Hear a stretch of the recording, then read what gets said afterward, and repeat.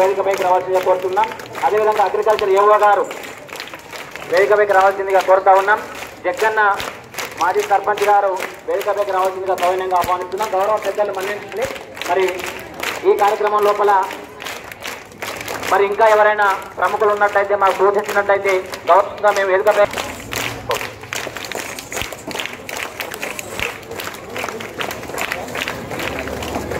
ఒక్క గారిని సన్మానించవలసిందిగా కోరుతా ఉన్నాం. ప్రత్యేక ధన్యవాదాలు సార్.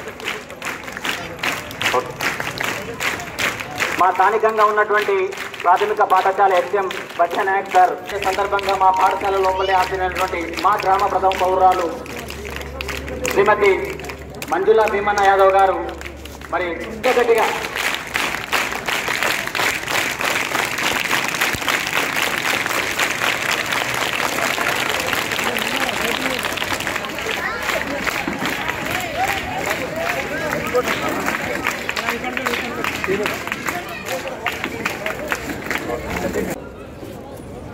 ప్రియమైన విద్యార్థులు, నా ఉపాధ్యాయ బృందంకు అందరికీ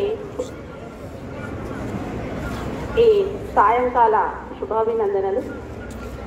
సరే, అడ్డాకుల అంటే నేను మొన్న మా డిఓ గారు వచ్చారు సార్ ఇక్కడికి. అడ్డాకుల అంటే నెంబర్ 1 మంచి రిజల్ట్ని తీసుకొస్తాము అని సార్కు మాట ఇచ్చాము. మరి ఆ దృక్పథంతోనే మేము పిల్లలని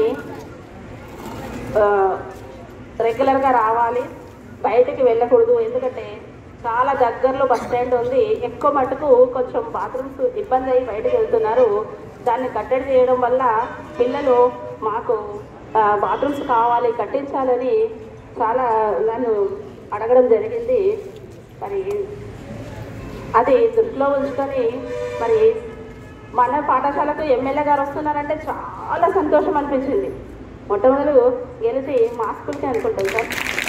థ్యాంక్ యూ వంచాలి సార్. ఈ పాఠశాలలో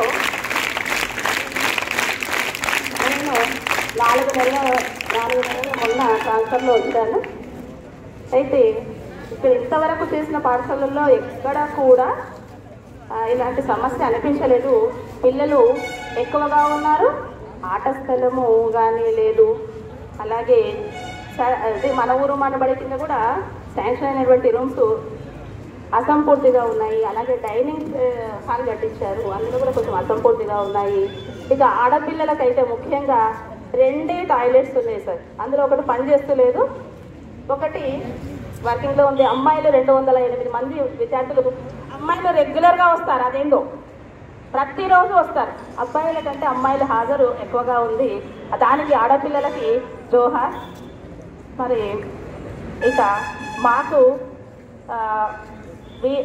వీలైనంత వరకు మీరు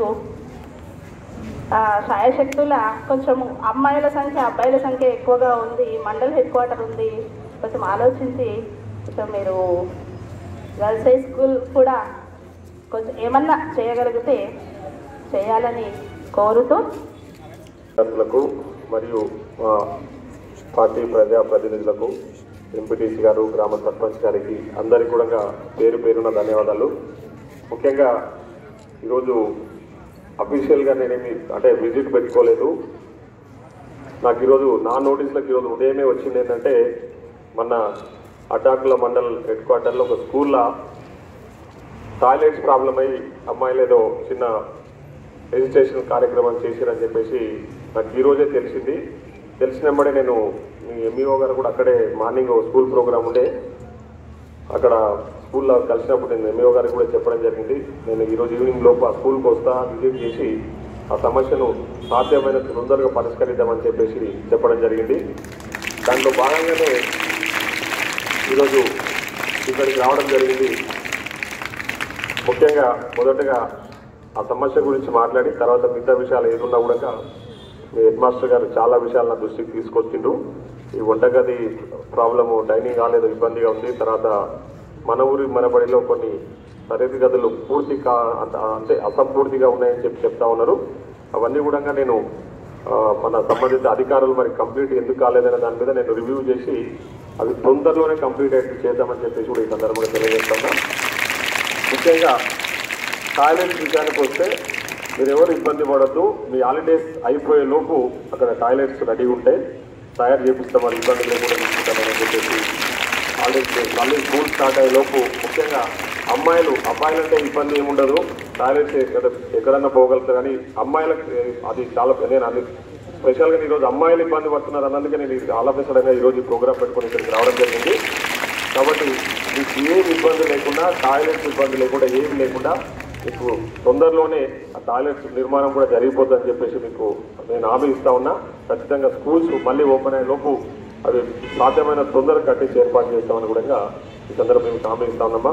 ముఖ్యంగా మీరు గవర్నమెంట్ స్కూళ్ళలో చదువుకుంటున్నాం కదా, ప్రైవేట్ వాళ్ళతో మేము పోటీ పడతామా లేదనే ఆలోచన మైండ్లకి తీసేయండి. మీరు కూడా మంచిగా చదవచ్చు. ఎందుకంటే మీకు బోధించే బోధన బోధించే అధ్యాపకులు ఎవరైతే ఉన్నారో వాళ్ళు ప్రైవేట్ వాళ్ళ కంటే మెరుగైన విద్య అందించడానికే ఉంటారు. ఎందుకంటే వాళ్ళంతా వెల్ ట్రైన్డ్ అయి ఉంటారు, క్వాలిఫైడ్ ఉంటారు. కాబట్టి వాళ్ళు చెప్పే విద్యాబోధనే చాలా నాణ్యతగా ఉంటుంది. మీరు శ్రద్ధగా చదువుకొని మీరు మంచిగా ఉన్నత స్థాయికి రావాలని చెప్పేసి నేను కోరుతా ఉన్నా. ఎందుకంటే నేను కూడా ఒకప్పుడు మీలాగే గవర్నమెంట్ స్కూల్లో చదువుకొని స్థాయికి వచ్చినా కాబట్టి నేను గవర్నమెంట్ స్కూల్లో చదువుకుంటే మేము 6 దాకా పోతాం 5 దాకా పోతామని ఆలోచన చేయకండి. మీరు ఒక గోల్ పెట్టుకొని ఈ గోల్ రీచ్ కావాలనే లక్ష్యంతో చదవండి. ప్రభుత్వ పరంగా అన్ని రకాల సహాయ సహకారాలు అందించడానికి మేము సిద్ధంగా ఉన్నామని చెప్పి కూడా ఈ సందర్భంగా తెలియజేస్తున్నాం. ముఖ్యంగా యాజ్ అన్ ఎమ్మెల్యే అంటే ఇక్కడ ఈ కాన్స్టిట్యున్సీకి సంబంధించి నేను ఎమ్మెల్యేగా చెప్తా ఉన్నా. ముఖ్యంగా నేను ఎన్నికల ప్రచారంలో కూడా చెప్పినా, ఇప్పుడు కూడా చెప్తా ఉన్నా, నా మొదటి ప్రాధాన్యత విద్య వైద్యానికి ఇస్తా. ముఖ్యంగా ఎడ్యుకేషన్ ఈ గవర్నమెంట్ స్కూళ్ళలో చదవడానికి మీకు కావాల్సిన ఏర్పాట్లు ఏం అవసరాలున్నా, ఎక్కడ ఏం ఇబ్బందులున్నా నా దృష్టికి తీసుకురండి. నేను సాయం చేయడానికి ఖచ్చితంగా ముఖ్యమంత్రి గారి దృష్టికి తీసుకెళ్ళి నేను ఆల్రెడీ మొన్న ముఖ్యమంత్రి గారితో రివ్యూ అయినప్పుడు కూడా నాకు అడగాల్సినవన్నీ నేను ఓన్లీ ఎడ్యుకేషన్కి సంబంధించి ముఖ్యమంత్రి గారితో మాట్లాడుతున్నా. ఆ నియోజకవర్గంలో నేను ఎడ్యుకేషన్కి ఇంపార్టెన్స్ ఇవ్వాలని చెప్పడం జరిగింది. దాన్ని కూడా ఆయన సానుకూలంగా స్పందించారు. కాబట్టి మీకు సంబంధించిన ఏర్పాట్లు మీరు చదువుకోవడానికి ముఖ్యంగా గవర్నమెంట్ స్కూళ్ళ ప్రైవేట్ స్కూళ్ళకు ధీటుగా మీకు కావాల్సిన రిక్వైర్మెంట్స్ ఏమున్నా నేను చేయడానికి సిద్ధంగా ఉన్నా. కొంత సమయం తీసుకొనైనా చేయడానికి సిద్ధంగా ఉన్నా అని చెప్పేసి తెలియజేస్తా ఉన్నాను. కాబట్టి ఎవరు అధైర్యపడకుండా మంచిగా చదువుకోండి. చదవడానికి మీకు కావాల్సిన స్టాఫ్ కూడా స్టాఫ్ రిక్వైర్మెంట్ అయితే ఏం లేదనుకుంటా. స్టాఫ్ ఆల్రెడీ సరిపోయే బోధనా సిబ్బంది ఉన్నారు కాబట్టి అట్లాంటి ఇబ్బందులు ఏం లేవు. ఆ స్కూల్ బిల్డింగ్కి సంబంధించి అవన్నీ కూడా చూద్దాం, తొందరలోనే పూర్తి అయ్యేటట్టు చూద్దాము. ఇక మిగతా విషయాలు ఇప్పుడు చెప్పడం జరిగింది. కదా హాస్టల్ టాయిలెట్స్ విషయంలో మీరు ఎవ్వరు ఇబ్బంది పడద్దామని నేను హామీ ఇస్తున్నా. గవర్నమెంట్ కాకుండా నా సొంత డబ్బులతోనైనా మీకు టాయిలెట్ కట్టించి ఏర్పాటు చేస్తారని చెప్పి కూడా ఈ సందర్భంగా తెలియజేస్తూ సెలవు. ధన్యవాదాలు.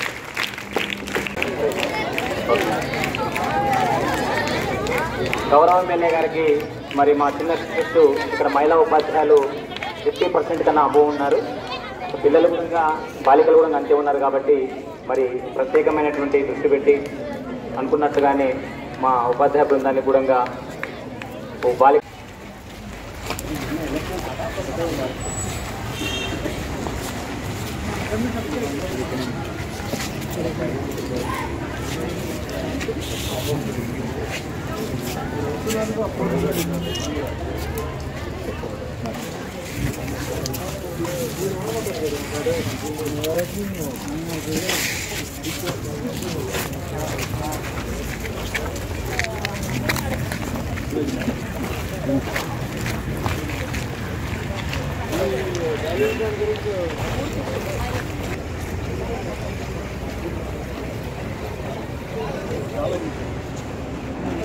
వచ్చినప్పుడు